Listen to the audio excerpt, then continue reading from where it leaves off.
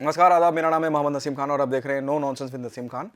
पता नहीं, मुझे समझ में नहीं आ रहा है कि आप बॉलीवुड में कहानियों का अकाल पड़ गया है क्या, हमारे पास अच्छे लेखक नहीं हैं, कहानियाँ नहीं हैं, परेशानी कहाँ है, मेरे को समझ में नहीं आ रही है। या बहुत ज़्यादा कंटेंट बनाने की होड़ शामिल है तो कुछ भी बना दो। मैं इसलिए ये सब कह रहा हूँ कि I just saw the trailer of Rudra. Rudra का ट्रेलर देखते ही मुझे याद आ गया लूथर। ये एक ब्रिटिश ड्रामा था, ब्रिटिश वेब सीरीज थी, 20 एपिसोड की। एड्रिस एल्बा द ग्रेट वो वेब सीरीज का हिस्सा थे और वो किरदार जो अजय देवगन निभा रहे हैं वो उन्होंने लूथर में निभाया था। मैंने ट्रेलर देखा और ट्रेलर देखते ही ट्रेलर का जो मेरे को पहला रिएक्शन आया, ट्रेलर की ओपनिंग होती है, अतुल कुलकर्णी बोलते हैं वो वापसी, मतलब दिखाया है कि वो पुलिस वाले हैं, क्राइम ऑफिसर हैं, उनकी वापसी हो रही है, डबल मर्डर केस से आपकी वापसी। अजय देवगन देखते हैं अतुल कुलकर्णी को, बोलते हैं डबल नहीं ट्रिपल, कुत्ता भी था एक। इस तरह की शुरुआत होती है, फिर वो बैकग्राउंड में म्यूजिक चल रहा है, मतलब पूरा कॉपी पेस्ट मार दिया है। अगर आप लूथर का ट्रेलर भी आज देखेंगे, आज की तारीख में भी देखेंगे, तो आपको सेम फील आएगा। अच्छा, ट्रेलर हमेशा फेस ऑफ द सीरीज या फेस ऑफ द फिल्म होता है, उससे आधी चीज़ें पता चलती हैं कि भाई वेब सीरीज या फिल्म किस बारे में है। यहाँ कुछ पता नहीं चल रहा है, ऐसा लग रहा है कि महिलाओं पे अत्याचार उसके बारे में है फिल्म, खाली ये समझ में आ रहा है। कहानी, स्टोरी एंगल कुछ समझ में नहीं आ रहा है। और कहीं कहीं ये भी एहसास हो रहा है कि अजय देवगन की जो पत्नी हैं वो कैरेक्टर लेस हैं और अजय देवगन उनको इन्वेस्टिगेट कर रहे हैं, ये भी ऐसा कुछ फील आ रहा है। और वो जो बैकग्राउंड म्यूजिक है वो इतना इरिटेटिंग है कि आपको वो जो आपकी दिलचस्पी है ट्रेलर देखने में वो खत्म हो जाती है। बहुत इरिटेटिंग है। क्या जरूरत थी इतना कॉपी पेस्ट मारने की?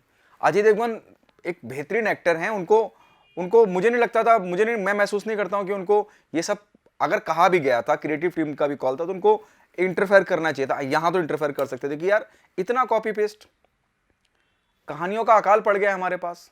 और अजय देवगन कई सीन ऐसे हैं जहां पे मुझे अजय देवगन के अंदर हाजी मस्तान नजर आते हैं। वो लवेबल इमेज उनकी नजर आती है, रोमांटिक इमेज नजर आती है उनकी। लवेबल तो गलत लफ्ज होगा, रोमांटिक इमेज नजर आती है। एक सीन है, एक शॉट है पर्टिकुलर, जहां पे राशि खन्ना उनसे कहती हैं कि आप जो लोग फिसलते हैं सिर्फ उन्हें ही संभालते हैं। तो अजय देवगन अपने वो चिर परिचित अंदाज में बहुत रोमांटिक से लग रहे हैं कि नहीं, जो अंधेरे में गिरते हैं उन्हें भी संभालता हूँ, ऐसा वो डायलॉग कुछ बोलते हैं।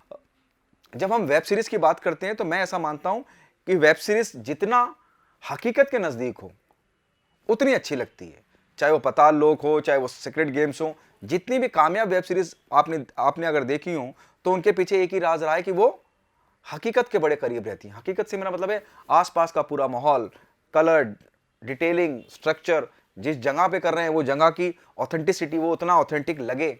ये बहुत कमर्शियल लग रहा है सब कुछ, कि कमर्शियली खींचने की कोशिश की गई है।